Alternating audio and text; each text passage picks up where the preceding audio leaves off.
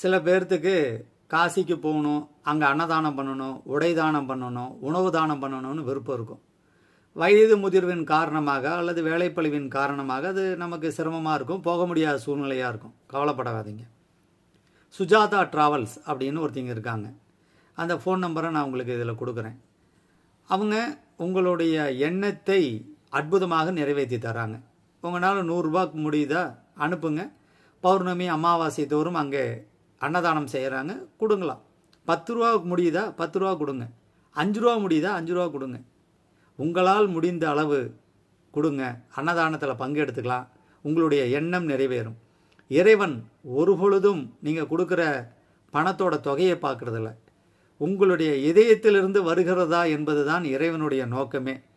அன்னதானம் செய்தால் ஆயுள் வளரும், புண்ணியம் பெருகும், நமது தலைமுறையினர்கள் நன்றாக இருப்பார்கள், அதுவும்